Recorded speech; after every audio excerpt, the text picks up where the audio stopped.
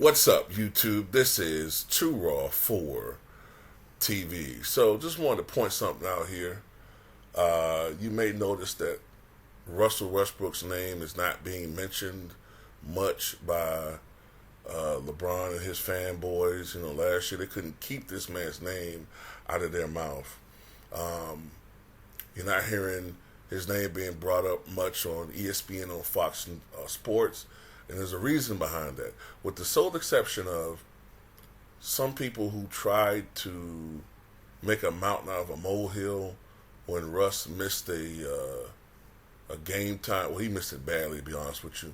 But he missed he airballed a fadeaway jumper, I believe it was, with time expired against the Utah Jazz. And they tried to already form some dissent with him and a teammate. You know, they tried to say, Kawhi Leonard already is frustrated with Russell Westbrook's ball hogging. When I said, ball hogging, how many shots did Russ take? And I don't even think it was double digits. But yet, they tried to form this narrative already that Russ was playing badly, right? Because they also had 5 turnovers in that game. And they mentioned that. But nobody mentioned it, except for me and a couple other people, that LeBron had 8 turnovers last night and missed 4 out of 6 free throws. That's what we're dealing with. This is the bias in the media, or the media, that I've been talking about for years. But my detractors say that I'm just, making this up. You also notice that they're quiet because of this. Because through 3 games, there is a small sample size. Through 3 games so far, Russell Westbrook, in 30 minutes of play, is averaging about 11 points, I think something like 7 rebounds, and 6 assists per game. Close to 7 assists per game through 30 minutes of play. But most impressively has been his percentages. He's shooting 60% from the floor and 50% from 3. And he's averaging 6.7 assists versus 3.3 turnovers. Whereas LeBron is averaging 4.3 turnovers per game. And only shooting 29% from 3. But you're not going to hear much about that because it doesn't fit the narrative they want to put out there.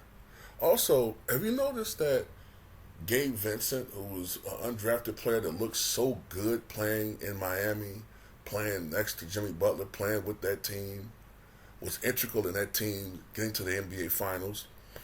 You notice that playing with LeBron, this is another example of a dude struggling playing with him.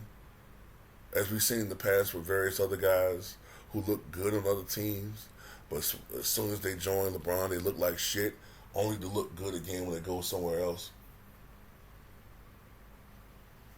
So I say all that to say, I told you, it wasn't Russell Westbrook. We were vindicated. Yes, he did play poorly playing with LeBron, but we said that from the get-go that was bound to happen. That was bound to happen. So now they're looking for another scapegoat. And 1 minute with the Licks, it's Anthony Davis. The next minute, now I'm seeing it's Darvin Ham. But you notice, these bootlick-ass Licks, they will never blame someone who doesn't look like them. Last I checked, they're now saying, wow, Darvin Ham was fired, they fired Frank Vogel for this dude. But last I checked, the last season that Frank Vogel was coach, they only won 33 games, right? But they never blamed Frank Vogel. And whenever they were about to blame Frank Vogel, some bootlick would make sure that everybody, when I say bootlick, I mean somebody in the media, would revert it back to Russell Westbrook. Oh, that feels more comfortable because I just love shitting on other niggas. But anyway, just had to get out of my system. Want to put out there one more time to relay once again, it was not Russell Westbrook's fault. He was doomed to fail and be a distraction while a particular player got the green light to shoot the ball 25 times a night to expedite himself to a record. Now, in my opinion, this dude, he really don't give a shit about winning. Right now, he's biding his time. He's biding his time to when he could opt out and go play with his son. And hopefully his son's healthy enough to play. But that's what he's doing to me. He's biding his time.